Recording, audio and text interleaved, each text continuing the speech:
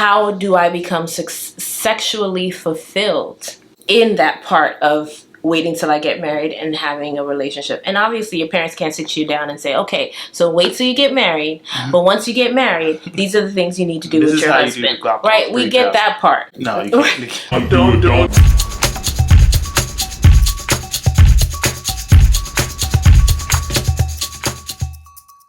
Hey y'all, it's your girl Nadia. And it's me, Coach T. And we are Two Average People. Yes. So what we talking about today, baby? I think, Hold on. Let's talk about sex, baby. Let's talk about you and me. We corny. Yeah, we corny. That's fine. We are going to talk about the topic that no one really wants to talk about. Or everyone wants sex, to talk or everybody wants to talk about, depending on who you're talking to.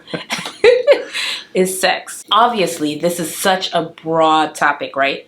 Because there is so many layers to sex, men versus women versus maturity, or your sexual drive, or history or whatever. You know, all that counts. All of that counts, and all of that affects how you see sex now as an adult or as a person in a relationship. Yep. I think, babe, I kind of want to talk about our background when it comes to sex, as a kid growing up. You know, when I say kid, obviously, you know, you've gone through puberty now. Mm-hmm. Girls and boys are starting to look a little interesting. And then, you know, your parents either don't talk to you about it, or they might have told you something, or like our parents did, wait till you get married. Peach out the reach. That was it.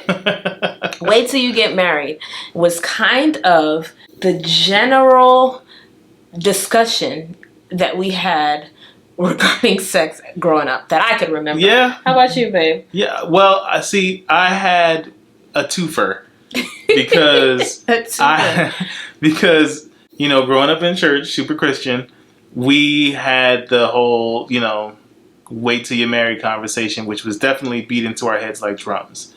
However, there was also always a contingency of men around me who were like, just get all the panties you can get and hang them up on your wall. I wish I was lying, but that was the actual advice. That was the actual advice that I was given. And pretty much the only advice that I was given on the topic. So it's a topic to discuss. It's a topic to discuss. Why, babe, why do you think, though, that we weren't given more of... Why was it so hidden? Why was it so...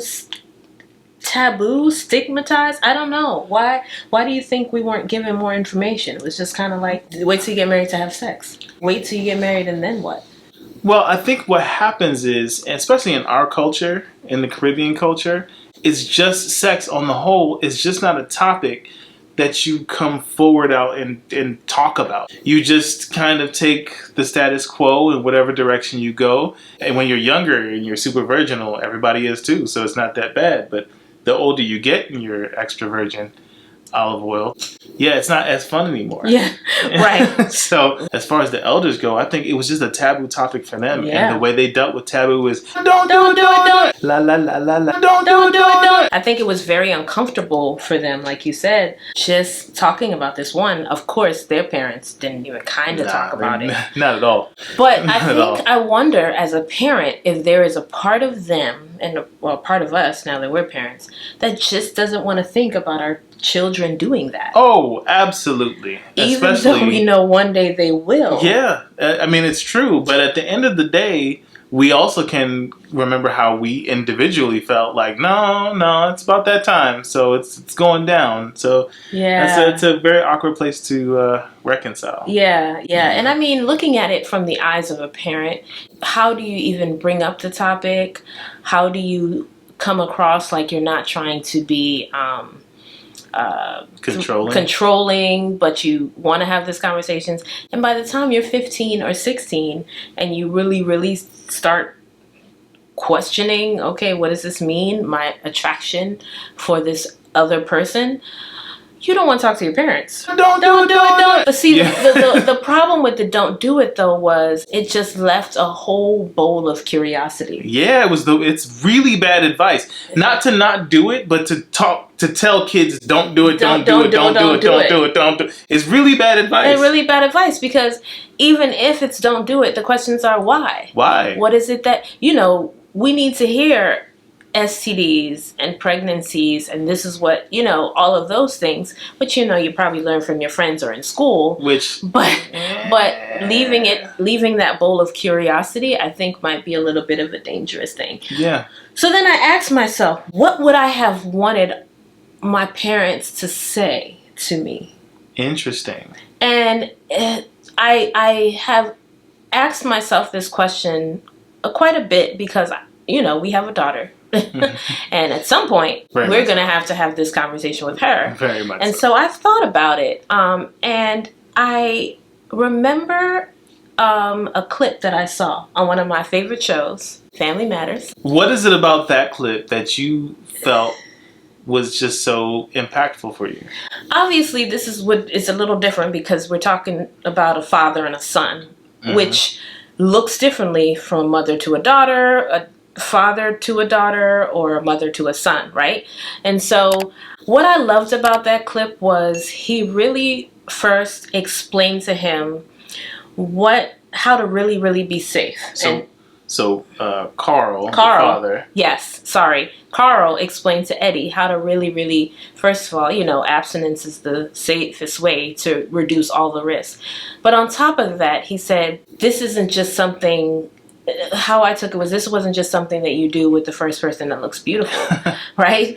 This is, you work to really build a loving relationship with someone that it's worth building. And then, if you guys really want to go down that path, you can take it take it there. So I really loved how he didn't just say, hey, wait till you get married.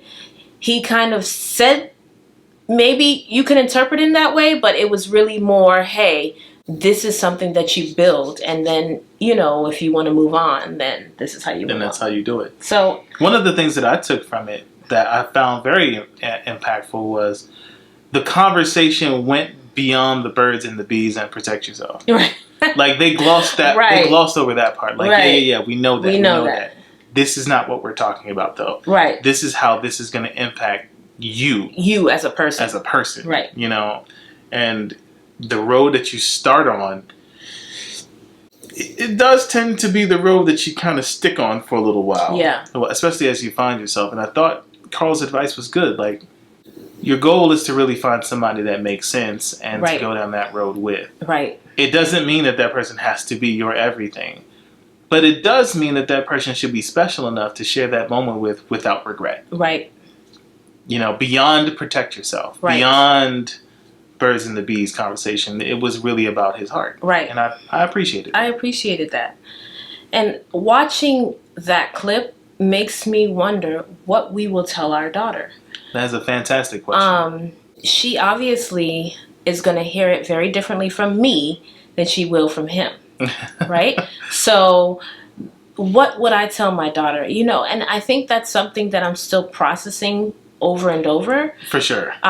In my head, and to you as well, baby. Definitely still processing. I don't even know. I'm not even there yet. Honestly, we really don't want to. Keeping it real. We don't want to think about it. But what I can tell you, the things that we have done so far is we've taught her about her body. Mm-hmm. So she knows what her body parts are for the most part. With actual names. Names. That's a hoo-ha. Right. Scientific. Right. She knows what it's for. And then as time goes on, we will start exploring some of her emotions. And I definitely know I would want it to be more than, hey, wait till you get married. Because not that advice is bad. Don't do it. It's not bad. Let me preface by saying that is not bad advice at all. It's not bad. Right? If that's what you choose to do, it's not a bad thing. That is not a bad thing. However, then what? Yeah, it's not a full story. It's not a full story. So I can wait till I get married. You can't hang But then your hat how do I become sexually fulfilled in that part of waiting till I get married and having a relationship? And obviously your parents can't sit you down and say, okay, so wait till you get married. Mm-hmm. But once you get married, these are the things you need to do with your husband. Right? We get that part. No, you can't. Don't. We also realize later on in our relationship that there was more to the story than just, hey, wait till you get married. We are working on what we will tell our daughter. So if you have great advice or great Please, YouTube clips or some other research Yes. or resource that you can drop in the comment section for us, because this is an area where we can grow and we know it. So we appreciate y'all always looking out for us, because it's very important to have this conversation, and this conversation is tough. So let me ask you a question now. Hold on. Okay. Am I holding? Okay. So you coming up now, you had a different living experience. Your dad didn't live in the house with you, right? He was around, he was there, but he wasn't in the home. Did that, now that you can look back with 20/20 vision, how did that affect you when it came to sex? You know what, babe? I'm gonna have to think about that one. All right. And you're gonna have to catch the next episode, because I'm gonna answer that question. All right. So remember, we're always better together. We're always better together. Talk to you soon.